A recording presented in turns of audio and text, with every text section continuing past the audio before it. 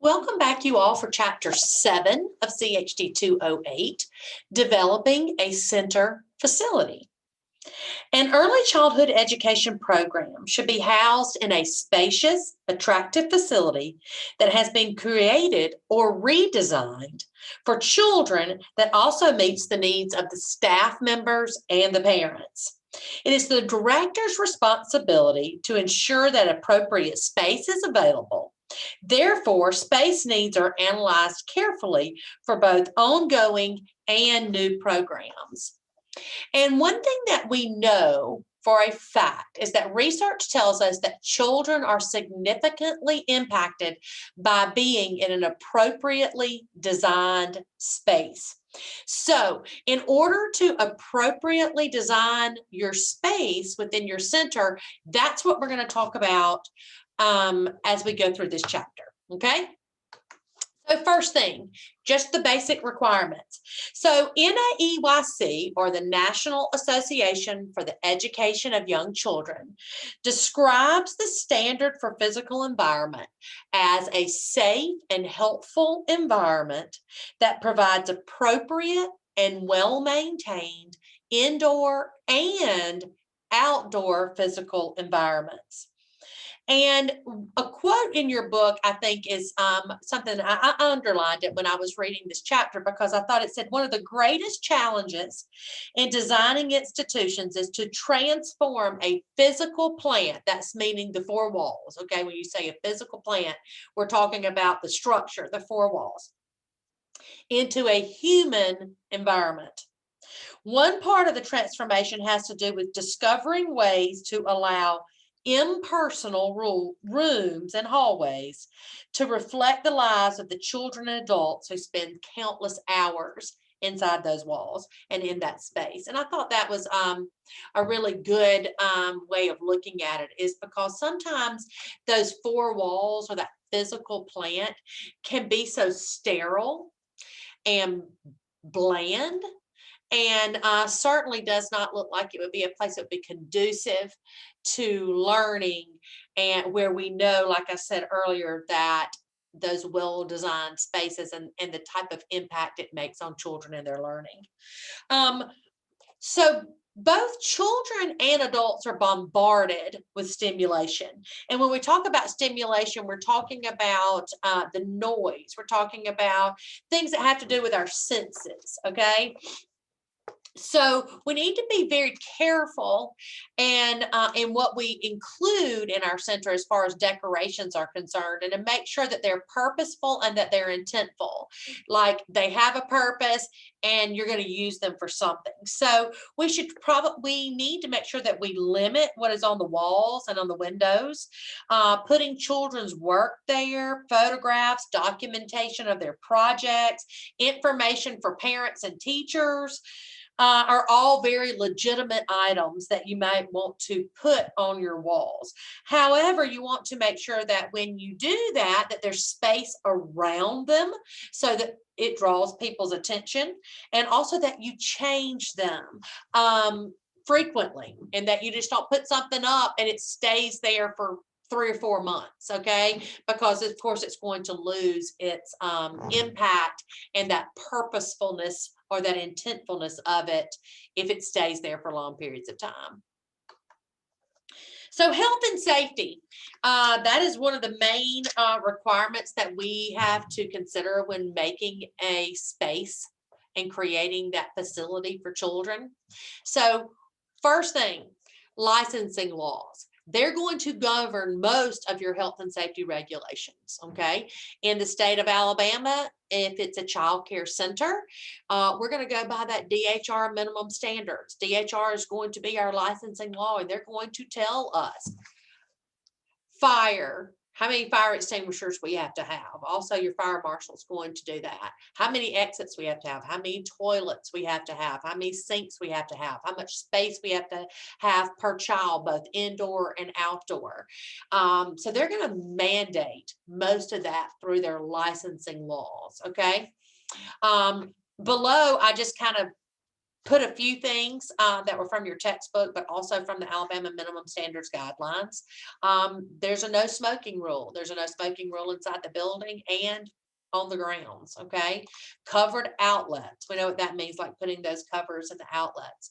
Have an even flooring. Okay. So that there's not like a step down where people can trip. And, here's the other thing to think about when you're thinking about your health and safety is we're not only talking about the health and safety of the staff and the health and safety of the students, but we're also talking about the health and safety of the families that enter and exit our building. So having that even flooring so that no one trips and falls. Protective screens on your windows. Usually if you have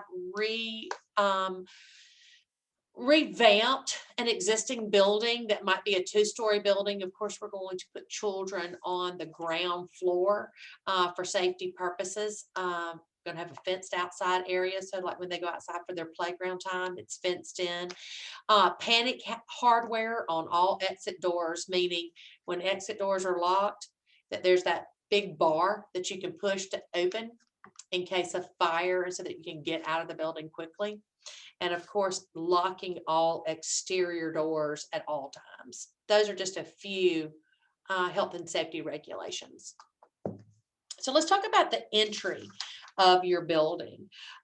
First of all, we know that lighting is important in your entry. Color is important. All weather surfaces, like all weather surfaces as far as flooring is important.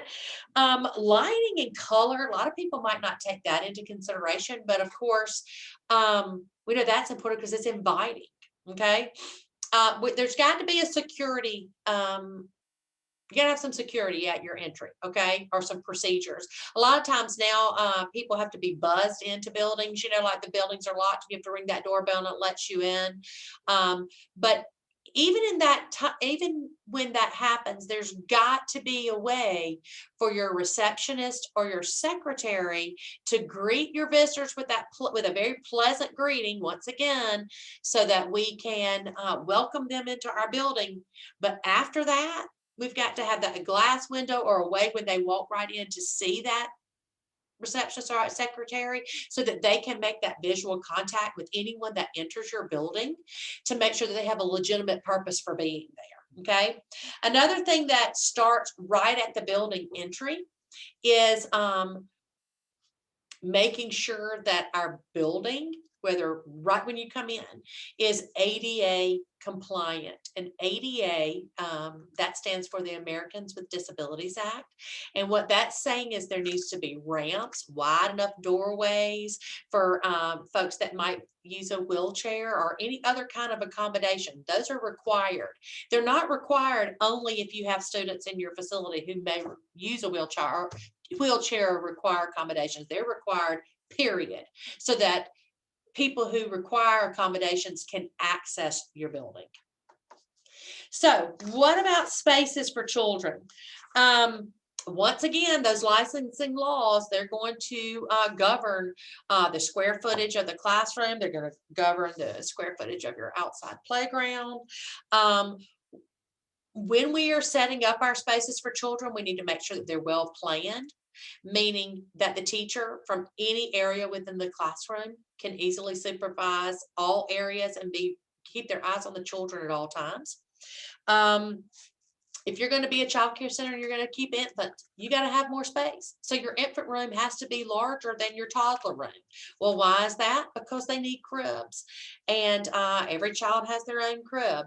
So if you're going to take 6 infants, you got to be able to put 6 cribs in there. So their rooms will require a little bit more space.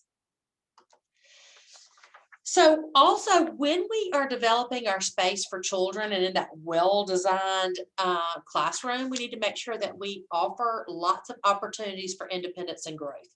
So when we're setting up our facility, all the way from the entry to the classroom to the outdoor space, we have to set it up so that we can promote independence and growth.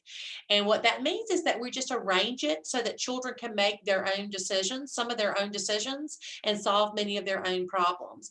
And so a lot of that would take into account like having child-sized sinks, toilets, drinking fountains.